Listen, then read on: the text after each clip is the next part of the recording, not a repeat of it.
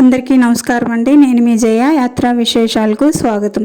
ఈరోజు మన యాత్రా విశేషాల్లో కుంకుమ గౌరీ నోము ఏ విధంగా చేయాలి అనేది తెలుసుకుందామండి.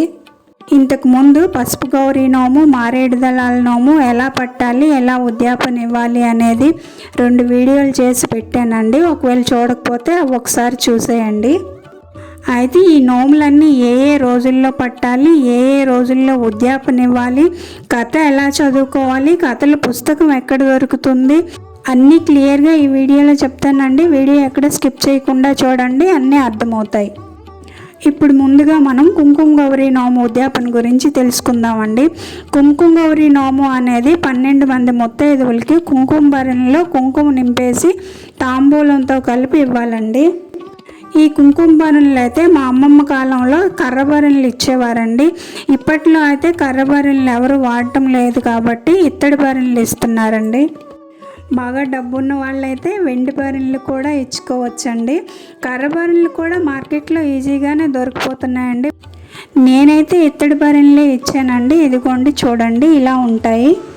ఇలాంటివి 12 మంది ముత్తైదువులకి 12 భరణులు ఉండాలండి. ఈ భరణులు నిండుగా కుంకుమ నింపేసి తాంబూలంతో పాటు ఒక మంచి రోజు చూసుకొని బుధవారం కానీ, శనివారం కానీ, సోమవారం కానీ ఇవ్వాలండి.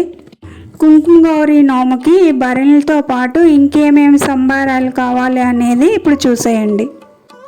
కుంకుమ, నల్లపూసలు, లక్కజోళ్ళు, జాకెట్ ముక్కలు, గాజులు, తమలపాకులు, చెక్కలు, అరటిపళ్ళు, దక్షిణ డబ్బులు. నేనైతే దక్షిణ 11 రూపాయలు పెట్టానండి. 21 రూపాయి, 51, 101 ఎంతైనా పెట్టుకోవచ్చండి, మన ఇష్టమే. ఇంకా ముత్తైదువులకి ఇవ్వడానికి అక్షతలు, గంధము, కుంకుమ, పువ్వులు ఇలా సర్ది పెట్టుకున్నానండి.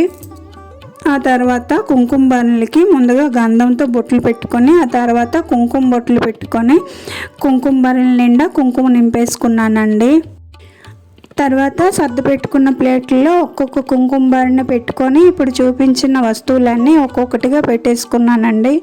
గాజులు నేను 1/2 డజనేసి ఇచ్చానండి. డజన్ కూడా ఇచ్చుకోవచ్చు, మన ఇష్టమే. నల్ల పూసలు కూడా నేను 5 పూసల్ని ఒక దారంలో గుచ్చేసి కట్టేసి పెట్టానండి. ఇంకా లక్కజోళ్ళు అంటే ఏంటి, ఎలా ఉంటాయి అనేది పసుపు గౌరీ నోము ఉద్యాపనలో చెప్పానండి. ఆ వీడియో ఒకసారి చూసేయండి.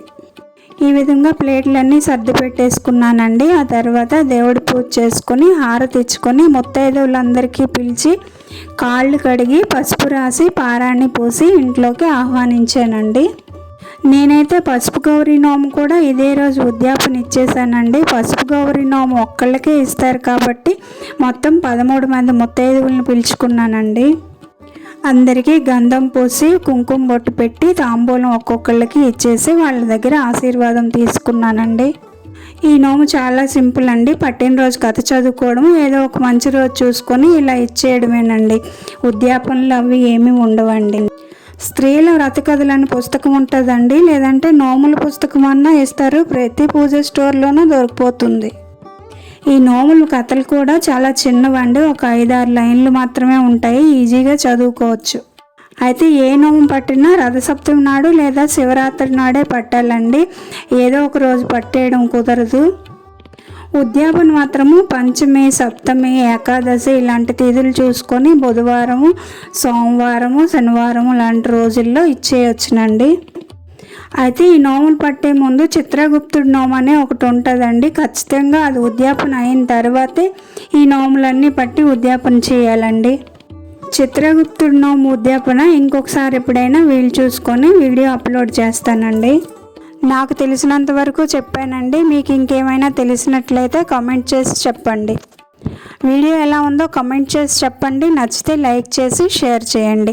మరిన్ని నోముల వీడియోల కోసం నా ఛానల్ని సబ్స్క్రైబ్ చేసుకోవడం మర్చిపోకండి. ఇంకో మంచి వీడియోతో మళ్ళీ కలుద్దాం. అంతవరకు సెలవండి. బాయ్.